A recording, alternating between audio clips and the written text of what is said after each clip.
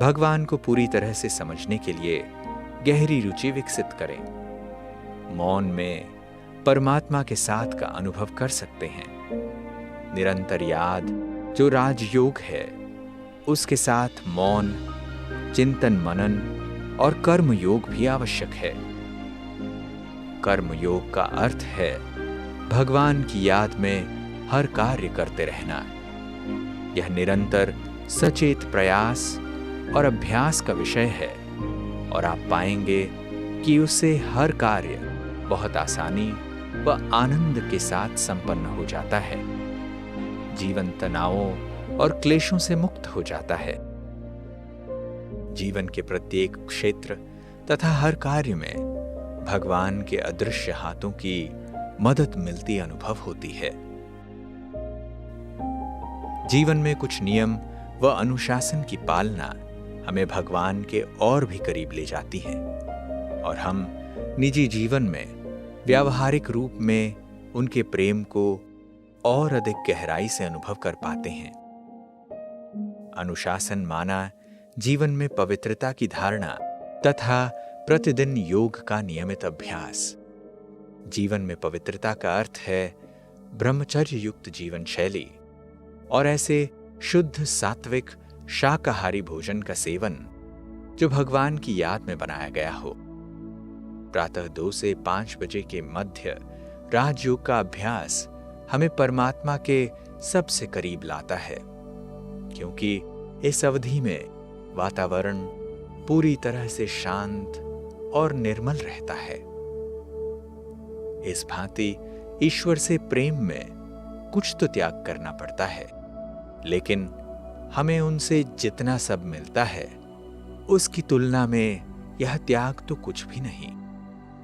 वस्तुतः यह त्याग तो भाग्य बनाने वाला है।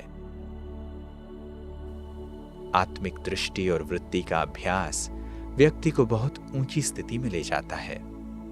दूसरों के साथ मिलते, व्यवहार करते सदा स्मृति में रहे कि यह भी आत्माएं हैं, भगवान के बच्चे हैं। इस समझ और स्मृति से रिश्तों में हमेशा समरसता का भाव बना रहेगा और भावना निस्वार्थ रहेगी।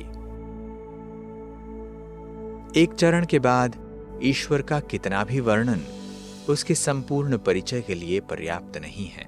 निराकार परमात्मा के यथार्थ रूप से वर्णन करने में साकारी शब्दों व भाषाओं की अपनी एक सीमा होती है, जिससे परमात्मा की विधिवत याद का वास्तविक अर्थ व यथार्थ भाव को बताना भी असंभव हो जाता है।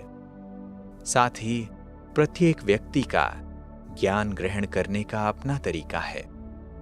भावार्थ यह है कि परमात्मा का ज्ञान महत्वपूर्ण है, परंतु यह भगवान को समझने की ओर प्रारंभिक प्रयास करने जैसा है। इसके उपरांत के आध्यात्मिक प्रयास ही परमात्मा अनुभूति की ओर हमारी खोज बनाए रखने के लिए अति महत्वपूर्ण है। वह है एक सच्चा आंतरिक गुप्त अभ्यास।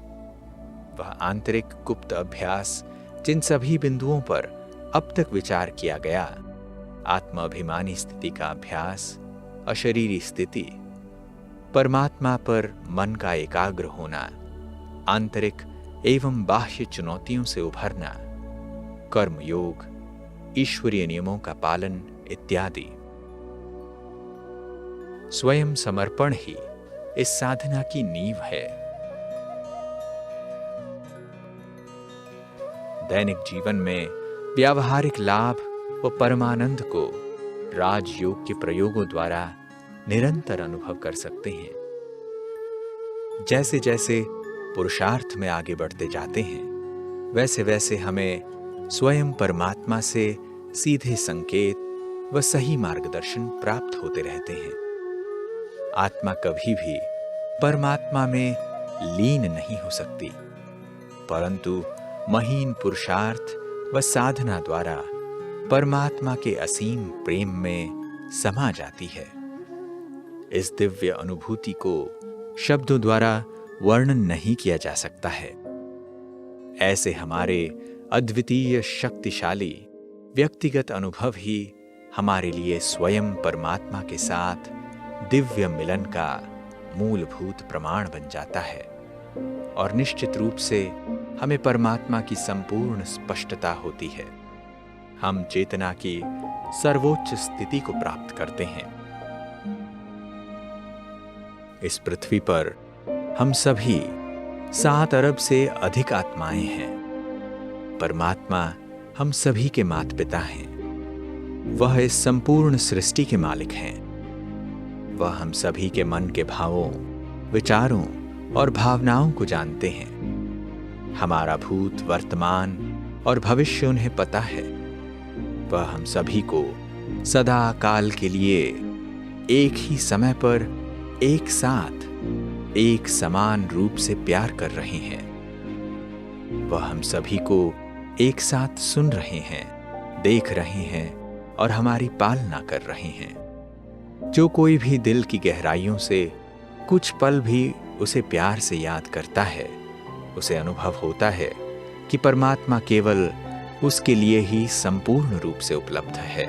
हम सभी को समान रूप से व एक साथ इस दिव्य व्यक्तिगत अनुभव का विशेष अधिकार प्राप्त है। इससे परमात्मा की शक्ति व उसके असाधारण व्यक्तित्व का संक्षिप्त बोध होता है, जो साधारण समझ से परे है।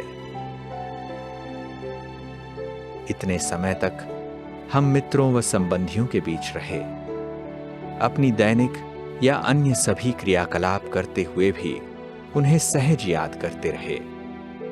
याद करते हुए हम उनसे प्रत्यक्ष या परोक्ष रूप से प्रभावित भी हुए। अब समय आ गया है, हर समय भगवान से जुड़े रहें और जीवन में उनके लिए विशेष स्थान आरक्षित कर लें। आइए अब परमात्मा को अधिक से अधिक याद करें, ताकि केवल उनके गुण और शक्तियां ही हमें प्रभावित करती रहें। ईश्वर को अपनी आंतरिक आंखों से देखें, गहरी भावना के साथ दिल की बात करें और पूरे समय उनकी विशालता, उदारता को निरंतर अपने जीवन में अनुभव करें और उसके वरदानों से अपने जीवन को भरपूर कर धन्य बनाएं। ओम शांति।